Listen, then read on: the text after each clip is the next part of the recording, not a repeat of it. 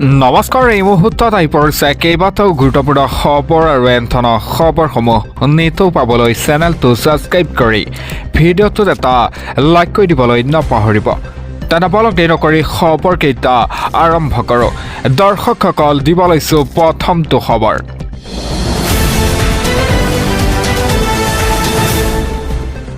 মিয়া বিৰোধী শ্লোগানেৰে পুনৰ উজনি অসমত আঁৰি দিয়া হ'ল বিশাল হৰ্ডিং। এটাও মিয়াক অসমত থাকিবলৈ দিয়া নহ'ব, হুংকাৰ জনাই অসমীয়া যুৱ মঞ্চই। দিব লৈছে এটা ব্ৰেকিং নিউজ। অসমত অবৈধ মিয়াৰ দপদপনি নচলিব, উজনি অসম এৰিব লাগিব এতিয়া মিয়াই। এটাও মিয়াক থাকিবলৈ দিয়া নহ'ব অসমত। মিয়া বিৰোধী শ্লোগানেৰে আঁৰি দিয়া হ'ল হৰ্ডিং। এটা মিয়া খেদক অসম বচাওক। শিৱসাগৰৰ হালুৱাটিঙৰ অসমীয়া যুৱ মঞ্চৰ এই প্ৰতিবাদ। এটা অবৈধ মিয়া বাংলাদেশী বিতৰণৰ দাবীত এই প্ৰতিবাদ কৰে। বাংলাদেশীৰ হুঁচিয়াৰ শ্লোগানেৰে তীব্ৰ প্ৰতিবাদ। অবৈধ বাংলাদেশীক অসম এৰি যাবলৈ হুংকাৰ জনায়। অসমক কেতিয়াও বাংলাদেশীৰ চৰণীয়া পথাৰ হ'বলৈ দিয়া নহ'ব, এটা হুংকাৰ জনায় অসমীয়া যুৱ মঞ্চই।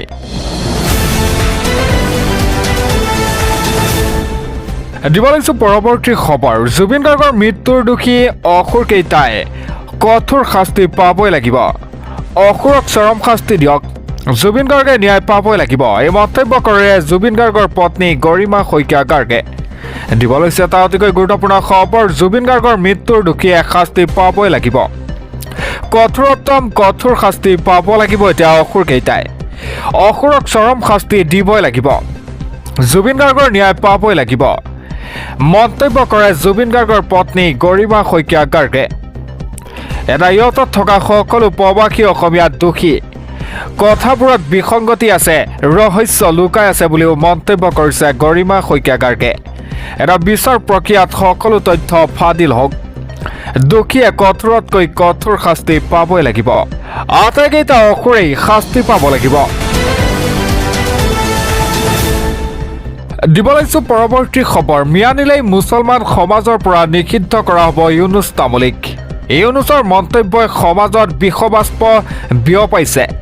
এটা মিয়াক শিৱসাগৰলৈ আনিবলৈ চেষ্টা কৰিলেই বিপদ হ'ব ইউনুছৰ। দিব লৈছে এটা বিগ ব্ৰেকিং নিউজ। মুছলমান সমাজৰ পৰা নিষিদ্ধ কৰা হ'ব ইউনুছ তামুলীক। মিয়াক শিৱসাগৰলৈ আনিবলৈ চেষ্টা কৰিলেই বিপদ হ'ব এতিয়া ইউনুছৰ। এসমীয়া লৈ যাম বুলি কৈ বিপদত পৰিছে এতিয়া ইউনুছ তামুলী। শিৱসাগৰলৈ মিয়া নিলেই এতিয়া বাৰণ কৰা হ'ব ইউনুছ তামুলীক। ইউনুছ তামুলী আমাৰ প্ৰতিনিধি নহয়। শিৱসাগৰত ইউনুছ তামুলীৰ বিৰুদ্ধে সংবাদমেল। বৃহত্তৰ জেঙনিকটীয়া মছজিদ সমিতি আৰু কবৰস্থানৰ সমিতিৰ এই সংবাদমেল। এটা ইউনুছ তামুলীৰ মন্তব্যক লৈ ক্ষুব্ধ হৈ পৰিছে বৃহত্তৰ জেঙনিকটীয়াবাসী। এটা ইউনুছ তামুলীৰ মন্তব্য তেওঁ সম্পূৰ্ণ নিজাববীয়া মন্তব্য বুলি কৰিছে সমিতিয়ে। ইয়াত জেঙনিকটীয়া ৰাইজৰ কোনো সহযোগ নাই। আমি নিজকে বৃহৎ অসমীয়া জাতিৰ এক অংগ বুলি বিশ্বাস কৰোঁ। আমি জেঙনিকটীয়াবাসী ভাৰতীয় সংবিধানত আস্থা ৰাখোঁ।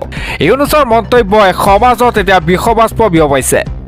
ভাৰতীয় সংবিধানৰ গণ্ডিত সকলো সমস্যাৰ সমাধান হওক। ইউনুছে 8 তাৰিখে মিয়া শ্ৰমিক আনিলে আমি বাৰণ কৰিম বুলিও মন্তব্য কৰিছে সমিতিয়ে।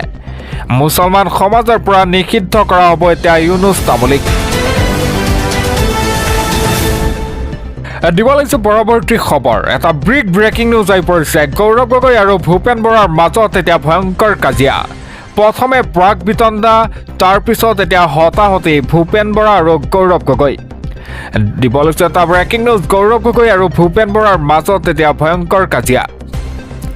বাছৰ ভিতৰতে কাজিয়াত লিপ্ত হয় গৌৰৱ গগৈ আৰু ভূপেন বৰা। কংগ্ৰেছৰ পৰিৱৰ্তন যাত্ৰাত সংঘটিত হৈছে এই ঘটনাটো। হতাহতিত লিপ্ত হয় ভূপেন বৰা আৰু গৌৰৱ গগৈ। বাছৰ ভিতৰত প্ৰথমে বাক বিতণ্ডা, তাৰপিছত কাজিয়া। জিতেন্দ্ৰ সিঙে কাজিয়াৰ ভাঙে ভূপেন বৰা আৰু গৌৰৱ গগৈ। মহাবিস্ফোৰণ এতিয়া ৰাজ্যৰ মুখ্যমন্ত্ৰী ডক্টৰ হিমন্ত বিশ্ব শৰ্মা। গৌৰৱ গগৈ আৰু ভূপেন বৰাৰ মাজত এতিয়া ভয়ংকৰ কাজিয়া। বাছৰ ভিতৰতেই কাজিয়াত লিপ্ত হয় গৌৰৱ গগৈ আৰু ভূপেন বৰা।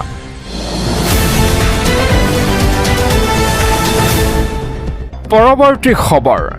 24 ঘণ্টাৰ ভিতৰত অসম এৰি গুচি যাব লাগিব এতিয়া চুনবানু ভাৰত ত্যাগ কৰিবলৈ চুনবানুক এতিয়া নটিচ জাৰি কৰে দিব লৈছে এটা ব্ৰেকিং নিউজ অসম এৰিব লাগিব এতিয়া চুনবানুৱে 24 ঘণ্টাৰ ভিতৰত ভাৰত ত্যাগ কৰিব লাগিব চুনবানুৱে নগাঁৱত বিদেশী ঘোষণা চুনবানুৰ নটিচ জাৰি কৰিলে নগাঁও জিলাৰ প্ৰশাসনে 2009 চনতে বিদেশী বুলি ঘোষণা কৰিছিল চুনবানুক চুনবানুৰ নামকৰ্তন হ'ব এতিয়া ভোটাৰ তালিকাৰ পৰা ৰেচন কাৰ্ড আৰু আধাৰ কাৰ্ডো বাতিল কৰা হ'ব ধুবুৰী শ্ৰীভূমি মানকাছাৰ পথেৰে এৰি আহিবলৈ এতিয়া নিৰ্দেশ দিয়ে চুনবানুৰ নাম সকলো আঁচনিৰ পৰা আঁতৰাই পেলোৱা হ'ব অসম এৰিব লাগিব এতিয়া চুনবানুৱে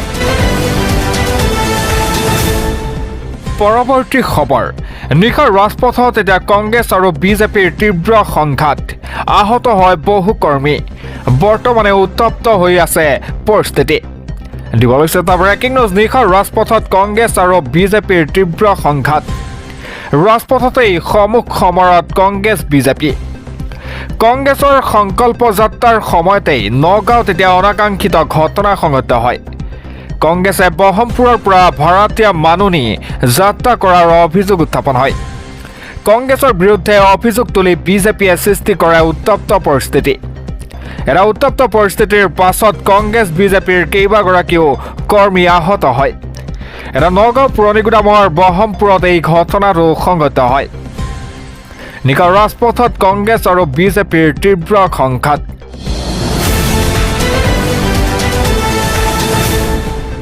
পৰৱৰ্তী খবৰ 15 বছৰৰ পাছত দিল্লীলৈ পঠিয়াম ডক্টৰ হিমন্ত বিশ্ব শৰ্মাক তাৰ পিছত আহিব স্মাৰ্ট মুখ্যমন্ত্ৰী নিৰ্বাচনৰ পূৰ্বেই মুখ্যমন্ত্ৰীক লৈ মন্ত্ৰী ৰঞ্জিত দাসৰ এই ডাঙৰ মন্তব্য দিব লৈছে এটা গুৰুত্বপূৰ্ণ খবৰ 15 বছৰৰ পাছত দিল্লীলৈ পঠিয়াম হিমন্ত বিশ্ব শৰ্মাক তাৰ পিছত ৰাজ্যলৈ আহিব স্মাৰ্ট মুখ্যমন্ত্ৰী এইটো মোৰ সিদ্ধান্ত তেওঁকো কোৱা আছে 15 বছৰে একেটা চোলা কিমান পিন্ধিব এইবাৰ দ্বিতীয়বাৰৰ বাবে মুখ্যমন্ত্ৰী হ'ব হিমন্ত বিশ্ব শৰ্মা বিধানসভাৰ নিৰ্বাচনৰ পূৰ্বে মুখ্যমন্ত্ৰীৰ সন্দৰ্ভত এই ডাঙৰ মন্তব্য কৰে মন্ত্ৰী ৰঞ্জিত দাসে আনুষ্ঠানিকভাৱে ঘোষণা কৰিলে এই কথা এটা 15 বছৰৰ পাছত দিল্লীলৈ পঠিয়াম ডক্টৰ হিমন্ত বিশ্ব শৰ্মাক তাৰ পিছতেই ৰাজ্যলৈ আহিব এতিয়া স্মাৰ্ট মুখ্যমন্ত্ৰী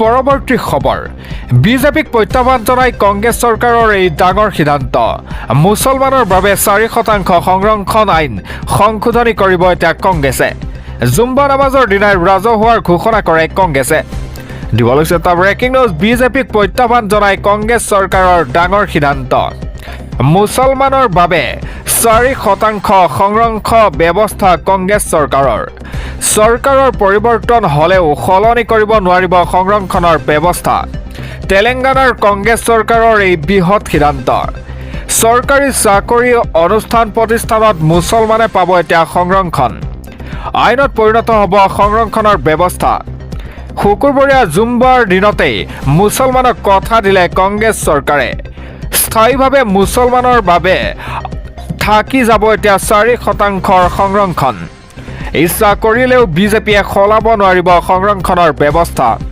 তেলেংগানাৰ মুখ্যমন্ত্ৰী ৰেৱন্ত ৰেড্ডীয়ে কৰিলে বৃহৎ ঘোষণা এৰা বিজেপিক প্ৰত্যাহ্বান জনাই কংগ্ৰেছ চৰকাৰৰ এই ডাঙৰ সিদ্ধান্ত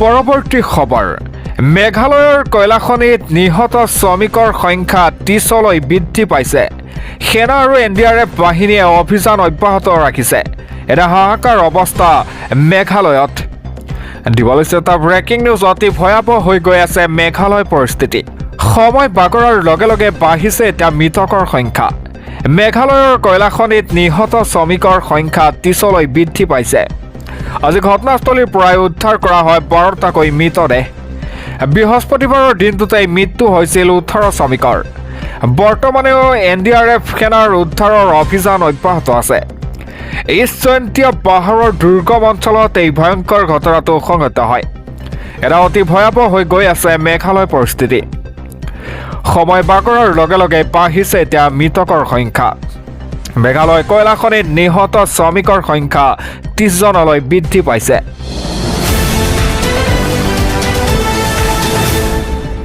পৰৱৰ্তী খবৰ জুম্বা নামাজৰ সময়তেই মছজিদত ভয়ংকৰ ঘটনা সংঘটিত হয় থিতাতেই প্ৰাণ গ'ল 25জনকৈ লোকৰ সংকটজনক অৱস্থাত হস্পিটাললৈ প্ৰেৰণ কৰা হয় 30জনকৈ লোকক দিবলৈছে এটা ব্ৰেকিং নিউজ শুকুৰবৰীয়া জুম্বা নামাজৰ সময়তেই ভয়ংকৰ কাণ্ড বোমা বিস্ফোৰণত কঁপি উঠিল মছজিদ ভয়ংকৰ বিস্ফোৰণত 25জন লোকৰ থিতাতেই মৃত্যু হয় এটা সংকটজনক অৱস্থাত 30জনক ভৰ্তি কৰা হয় চিকিৎসালয়ত পাকিস্তান ইছলামাবাদত দেশ কঁপোৱা এই ভয়ংকৰ কাণ্ড সংঘটিত হয় বৃদ্ধি পাব পাৰে মৃতকৰ সংখ্যা এটা হস্পিটালে জীৱন মৃত্যুৰে যুঁজিছে পাকিস্তানী জনতা শুকুৰবৰীয়া জুম্বা নামাজৰ সময়তেই এই ভয়ংকৰ কাণ্ড সংঘটিত হয় বোমা বিস্ফোৰণত কঁপি উঠিল মছজিদ এটা ভয়ংকৰ বিস্ফোৰণত 25জন লোকৰ থিতাতেই মৃত্যু হয়